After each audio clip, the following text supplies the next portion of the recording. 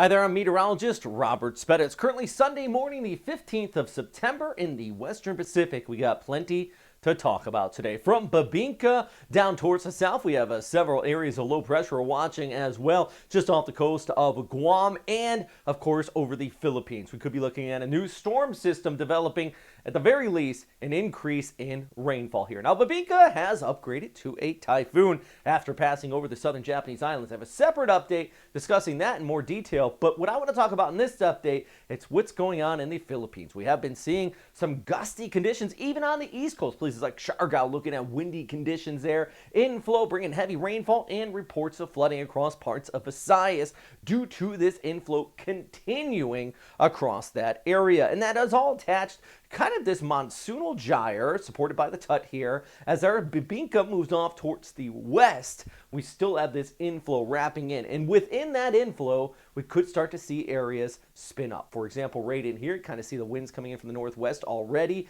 I think this is going to be our next potential formation region. But as mentioned, this inflow, this shower is still continuing from Mindoro over towards Palawan, west coast of Visayas, even back towards Cebu. Scattered showers as we go ahead into our Monday. No change here. Davao, look at that, 33. As mentioned, it's not quite raining in Siargao for our surfer friends out there, but it's been windy.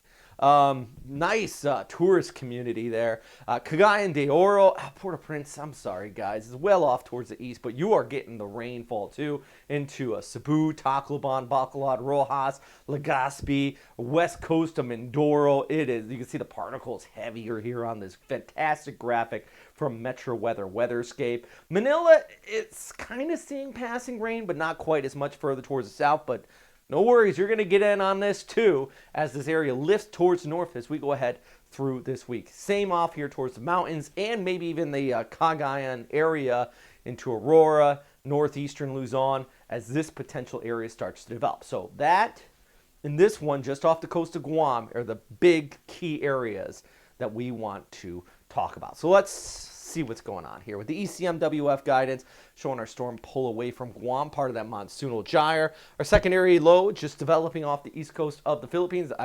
I'm pretty confident this will get a Philippine name at the very least, a tropical depression.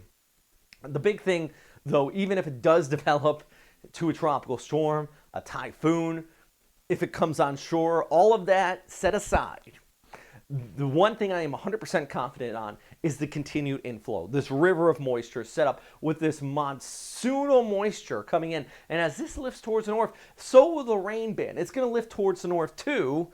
And that will continue to increase showers across the west coast, across out towards northwestern Luzon.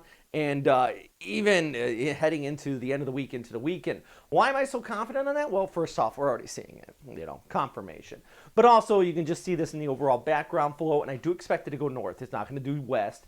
A little bit of a high-pressure ridge, this is a mid to upper level flow, located over northern Luzon. So even if you just don't look at the models, you look at the current analysis, this is why in the last storm with Yagi, I predicted that it was going to come onshore because that ridge was located right in here. I do anticipate this kind of move towards north, probably skirting the Sierra Madre Mountains. I'll see if I'm right. But the inflow is the big thing with the heaviest of the showers here. Mindoro all the way down towards western Visayas. Palawan right in here. Hard to see under those darker colors, but that dark red does indicate 300 millimeters plus of rainfall. Flooding, it's in the forecast. No way of getting around it. Floodwater is definitely a big issue here, so don't underestimate it. I think that's the key thing. Not only towards the south, but also we're looking at impacts if this does develop and kind of pulls off here towards northeastern Luzon. So places like northeastern Cagayan, parts of Isabela, Sierra Madre Mountains, maybe even over towards Pari at the mouth of the river here. You could be looking at some decent impacts as that moisture flow kind of wraps around from the north and eventually a storm kicks off towards north, which could have some impacts into Okinawa or maybe the southern Japanese islands over towards Taiwan. So here's a look at good kind of analysis, which showing that inflow, winds picking up by the mid to end of the week for Manila, and our storm kind of wrapping around off of the east coast of Luzon here. So there's your time right there, Tuesday over towards Wednesday, heading into Thursday as this lifts towards the north. So bigger picture, just looking at the winds, there goes our current storm. Here goes our secondary storm, monsoonal gyre type setup, pulling off towards the southern Japanese islands. Almost a very similar setup to Bebinca.